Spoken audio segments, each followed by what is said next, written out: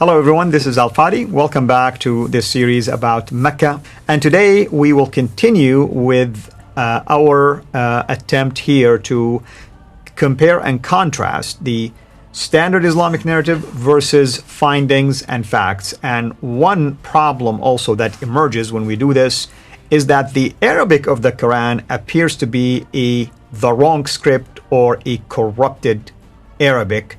Unlike what we are taught, when I was being taught basically about the Quran and the language of the Quran, there are other findings that actually contradict the standard Islamic narrative. With me here to unpack this problem is Dr. J. Dr. J, why don't you tell our viewers what's that all about?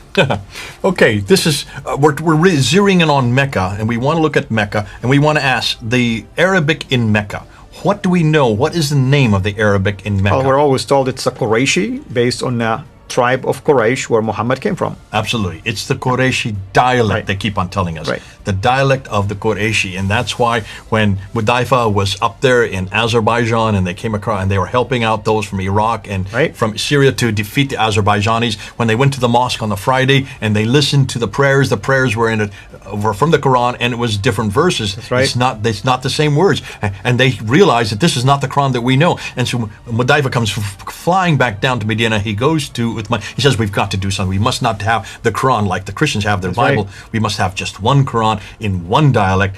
And so Uthman quickly got Zayd ibn Thabit to come out and to take Hafsa's copy and to rewrite the Quran in the Qurayshi dialect. So the Qurayshi dialect is the Meccan dialect. This is the one from Mecca. This is the one from Medina. This is the Hijazi dialect, you might want to call it. Mm-hmm. This is a specific dialect. And what did he do with all those from up in Iraq and from up in Syria?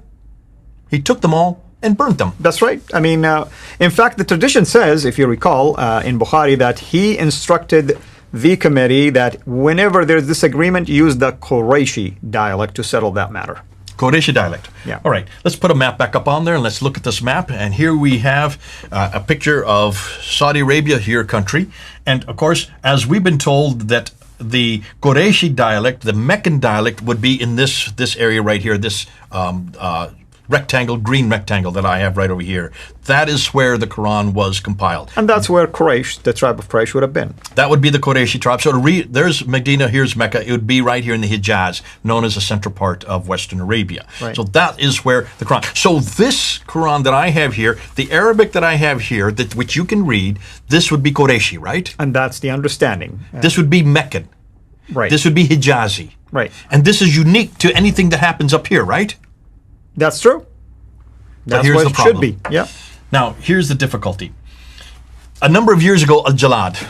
Jalad is... Ahmed Al-Jalad, yeah. You know who he is? Yeah, well, he's I think he's an archaeologist, but he is basically doing his research and studies on inscriptions that are found in the region of Arabia, north, south, and different parts. So he's going all over, and he's finding these inscriptions, and he's looking at the Arabic that's on them. That's right. And so in 2018, he published a paper or a book, I can't remember what it was, and Mark Dury, Dr. Mark Dury, who's a good friend of yours, he is the one that actually took this and made it popular all over the world in his book that he came out in 2018 or 2019, where he spoke about the fact that when you look at the Arabic that's in the Quran today, the Arabic, the Qurayshi, supposedly Qurayshi, that this is the Arabic that would have been in existence in this part of the world.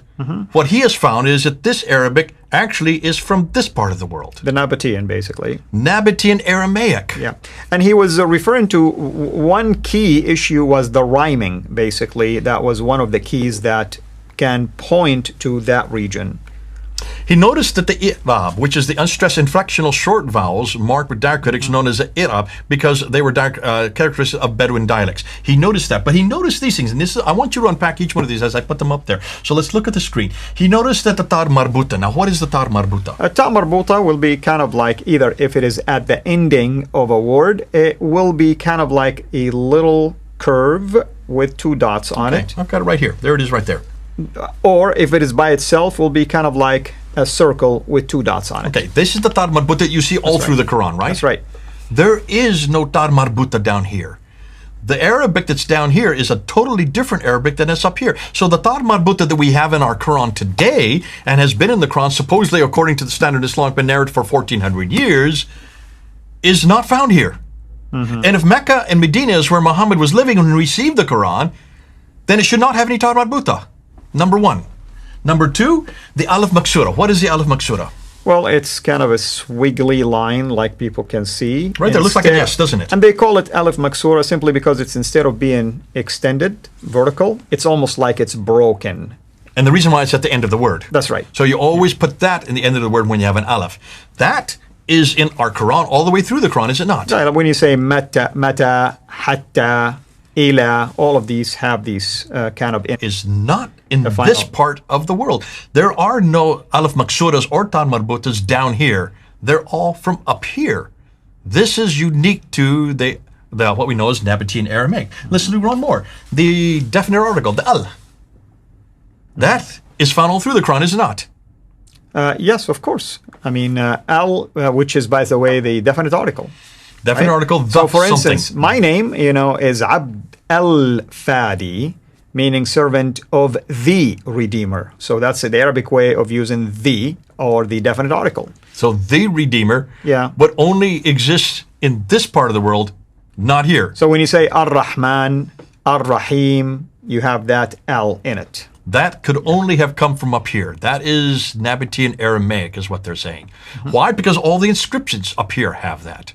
Okay. What's fascinating, and let me put this up there, the Arabic that existed in Mecca and Medina in the Hijaz is Sabaic Arabic. In the 7th century, this, what you see, this big square, red square that you see here, that's the Arabic that would have existed way up there. Yeah, let's clarify. Sabaic basically is named after the dynasty of Saba, down south in the Yemen area.